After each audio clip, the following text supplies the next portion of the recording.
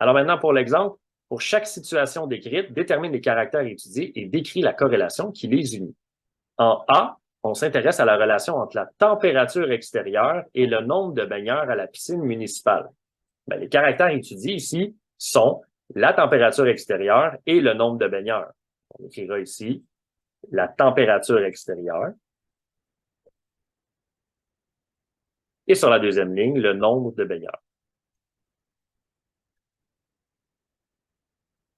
Maintenant, on nous demande de décrire la corrélation qui unit les caractères.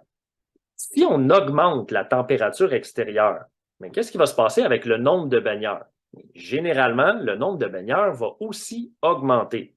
On a une augmentation pour chacun des caractères, ce qui veut dire qu'on aura une corrélation positive ici, donc on peut venir cocher positive. Ça se produit lorsque la variation se fait dans le même sens. En B, on s'intéresse à la relation entre le nombre d'ouvriers affectés au remplacement d'une toiture et le temps nécessaire pour effectuer les travaux. Encore une fois, les caractères étudiés vont être le nombre d'ouvriers et le temps nécessaire pour effectuer les travaux.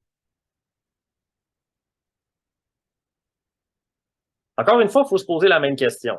Lorsque le nombre d'ouvriers augmente ou diminue, vous choisissez selon votre préférence. Qu'est-ce qui se passe avec le temps nécessaire pour effectuer les travaux? Ici, si on augmente le nombre d'ouvriers, mais le temps nécessaire pour effectuer les travaux va diminuer. On a une variation qui se fait en sens contraire, ce qui veut dire qu'on aura, dans ce cas-là, une corrélation négative. Puis finalement, en C, on s'intéresse à la relation entre la distance parcourue par une enveloppe et sa masse. Les caractères sont la distance parcourue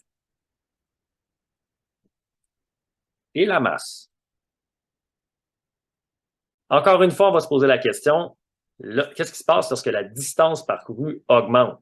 Si on augmente la distance parcourue ici, la masse ne va pas nécessairement augmenter ou ne va pas nécessairement diminuer. On ne peut pas vraiment dire qu'il y a une influence de la distance parcourue sur la masse. On a donc une corrélation nulle. C'est ce qu'on va venir cocher ici, une corrélation nulle. Lorsque la variation d'un des caractères n'a pas d'influence sur l'autre, on dit que c'est une corrélation nulle. Voilà, c'est ce qui m'a fait la capsule.